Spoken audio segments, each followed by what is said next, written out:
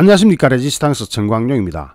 야, 주식시장 무섭네요. 어제가 블랙 만데이였고 오늘 역시도 약 1.55% 빠져가지고 2466, 지금 현재요. 지금이 11시 27분 2500 무너졌다고 지금 아우성들이 많죠. 이거 2200까지 간다는 이야기도 많습니다. 그런 상황에서 더 무서운 이야기가 나오는 겁니다. 원화 가치가 급락하면서 국가 외화 비상금인 외환보유고가 7개월 만에 200억 달러 넘게 증발하면서 대한민국 국가 신인도에 경고음이 울리고 있습니다. 이거 장난 아닙니다.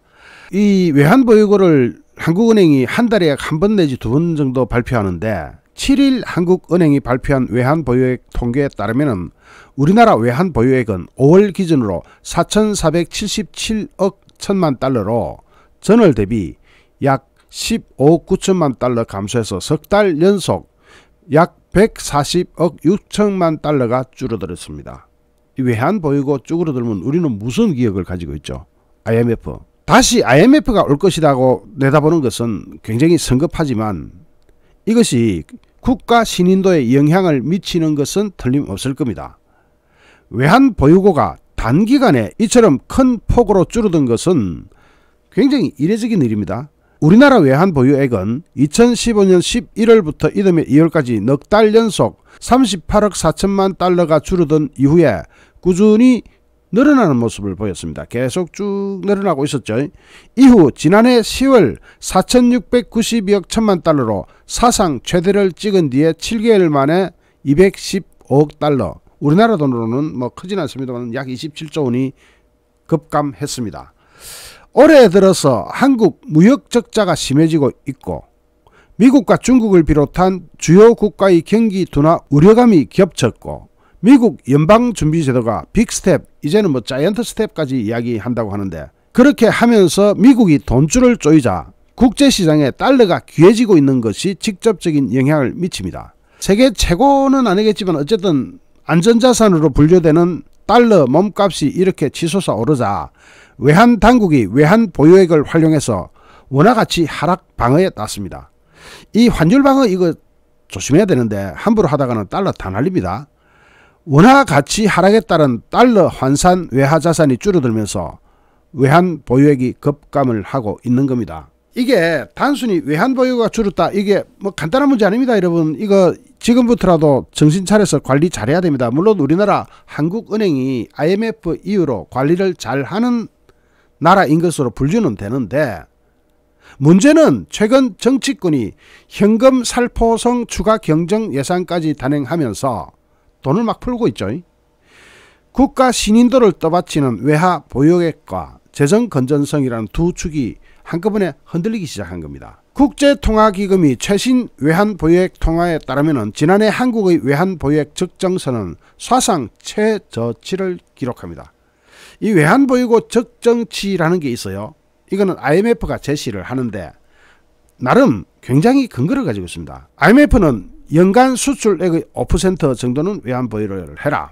또 시중통화량, 우리가 이야기할 때 M2라고 하는 거, 그것의 5%, 유동외채의 30%, 유동외채의 30% 정도는 가지고 있어야 안전합니다. 이건 맞습니다. 외국인 정권 및 기타 투자금 잔액의 15% 등을 합한 규모의 100 내지 150% 수준의 적정액이라는 겁니다. 적정 외환보유고.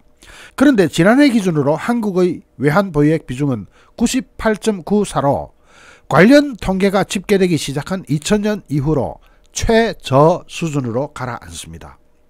적정 외환보유액 비중은 2020년 98.97% 이후로 100% 아래로 가라앉은 적이 별로 없습니다. 별로 없는 게 아니라 그때 이후로는 아주 없었습니다. 한국의 적정 외환보유액 비중은 2000년도까지만 해도 114.27%에 달했는데 이건 굉장히 건전하죠. 114%나 됐으니까. 그런데 이것이 2018년 이후 급격히 하락하고 있습니다. 문재인 정권 임기 후반 다 돼가면서요. 문재인 정권이 5년 동안 관리를 오던 것이 임기 후반에 한꺼번에 정상이 나타난 거겠죠. 외환 보유액이 늘어나는 속도보다 단기 외채 등이 불어나는 속도가 더 빨랐기 때문입니다. 보유액 늘어난다고 해서 좋아할 게 아니라는 거죠. 보유액이 올라가는 건 좋은데 단기 외채가 더 빠르게 올라가 버리면 이게 부채잖아요. 부채 중에 외국인 부채. 이게 더 빠르게 올라가 버리면 대책이 없는 겁니다. 여기에다가 최근 강달러 현상이 외환 보유액 하락 속도를 더욱더 붙여지라고 있습니다. 전문가들은 전 세계 공급망 교란과 우크라이나 전쟁 장기화 등 대외 불확실성이 부쩍 커진 만큼 한국이 더 많은 외화 비상금을 확보해야 한다고 진단하고 있습니다. 우리나라는 외국인 주식 투자 비중이 높은 데다가 북한 등 지정학적 현안도 고려해야 되기 때문에 외환 보유액을 좀 넉넉히 쌓아두어야 하는데 정부가 수출 증가에 총력을 기울여서 무역수지 흑자를 통해서 원화 가치부터 안정시킬 필요가 있다. 지금 우리나라 수출 조금 둔화되고 있죠. 수입은 늘어나고 있습니다. 수입이 늘어나는 것은 양이 늘어난 게 아니에요. 예를 들어 석유 같은 경우는 석유 가격이 올라가는데 안 늘어날 수가 있습니까? 국제유가가 올라버리니까 당연히 수입액은 늘어납니다. 수출액 늘어나는 것보다 수입액 늘어나는 게 더 커지면은 외환 적자가 발생해요. 더군다나 우리나라 외환 보유 방법이 조금 달라요. 2022년 6월 7일 현재 외환 보유고는 아까 말씀드렸듯이 4,477억 달러인데 이게 꽤나 허상이 있는 겁니다.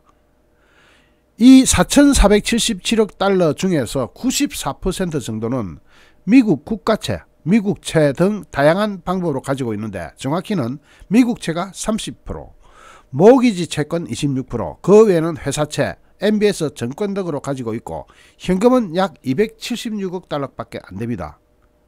이거 잘 모르시는 분 많습니다. 현금은 얼마다? 약 276억 달러밖에 안 된다. 한국은행이 외환에서 현찰을 많이 보유하지 않는 이유는 외평채에 대한 이자 부담 때문인데 적은 현찰 보유액 이걸로는 위기 상황에 대응하기 어려운 약점도 가지고 있습니다. 더구나 한국은 미국과 통화스와프가 아직 체결되어 있지 않습니다. 현재 상태로는 그렇습니다.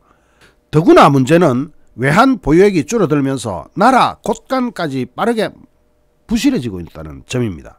국회는 6일 지방선거를 코앞에 둔 지난달 29일 62조 원 규모 역대 최대의 추경안을 본회의에서 통과시켰습니다. 국회가 정부안보다 추경 규모를 약 2조 6천억 원이나 더 증액을 했습니다. 더 늘리면서 올해 국가채무 약 1069조 원, 야 1000조 원 넘어가고 6069조 원 하니까 실감나죠? 여기에다가 전년 대비 약 103조 5천억 원 정도 늘어날 전망입니다. 돈을 풀었으니까 부채는 쌓이는 겁니다. 그런데 이번에 돈을 풀게 된 거는 어디까지나 세수 초과분, 잉여세수분에서 조달했지만 그 잉여세수를 가지고 부채를 줄이겠다 하고 보유를 해놨는데 그것마저도 싹 다 틀리고 국회에서 증액해버리는 바람에 오히려 2조 6천억 원 정도가 증액이 돼버렸죠. 채무를 갚는 쪽을 오히려 국민한테 나눠줘 버리고 말아부은 이런 효과가 났습니다. 올해 GDP 대비 국가 채무 비율도 49.7%로 당초 정부안 49.6%에 비해서 악화되게 됩니다. IMF에 따르면 2026년 그리고 지금부터 4년 후 한국의 일반 정부 국가 채무는 GDP 대비 66.7%까지 불어날 걸로 관측했습니다. GDP가 늘어나는 거 좋다 이겁니다. 대신에 부채는 더 늘어나면은 가정으로 비유하자면 그렇습니다. 각 가정에서 재산이 늘어나는 거 좋다 이거죠. 집도 샀고 뭐 차도 샀고 뭐 재산이 늘어나는데 부채가 더 늘어나 버렸다. 그러면 그 가정은 부실 가정이 되죠. 그런 꼴이 되는 겁니다. 자, 지난해 51.3%에서 무려 15.4%포인트가 불어나는 것으로 IMF가 선진국으로 분류한 35개국 가운데 빚 늘어나는 속도가 최고로 빠른 상황입니다. 정부도 이 같은 기류를 심각하게 보고 있습니다.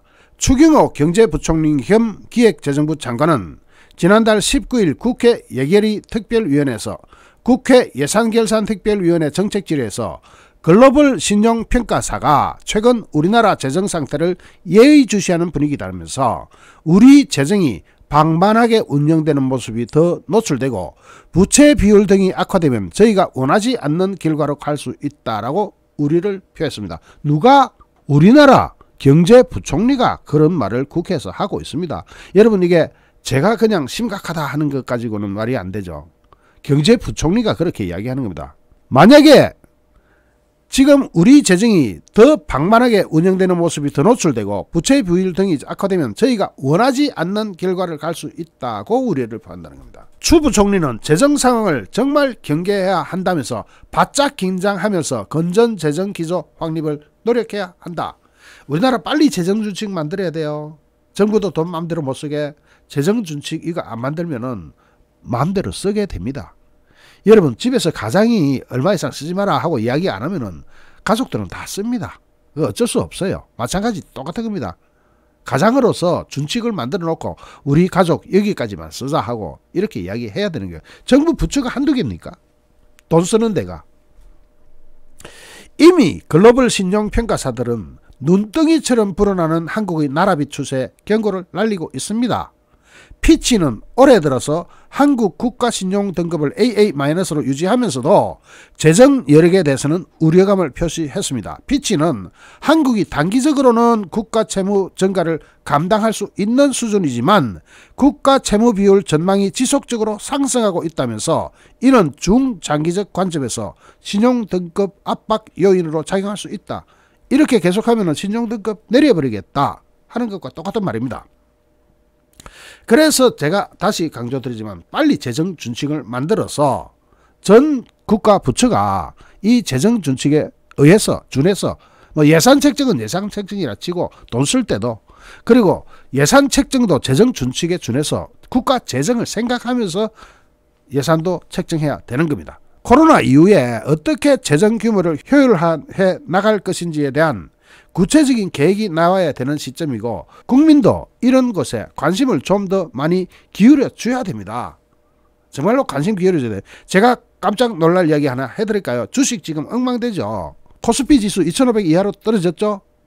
그거요 2200 수준으로 갈 수도 있습니다. 왜 그러냐 하면은 우리나라 주식 시장에 투자된 돈 전체가 어느 정도 되냐면은 이걸 보자면은 시가총액 봐야 되죠.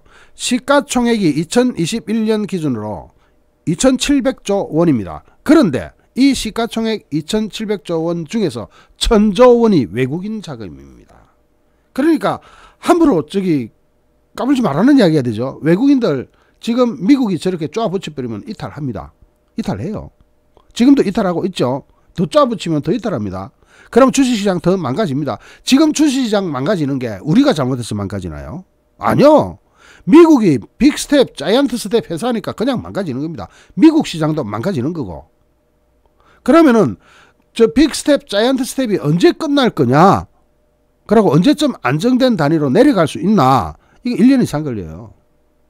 최소 6개월에서 1년 이상 걸립니다. 미국 인플레이션이 잡혀야 끝나는 거예요.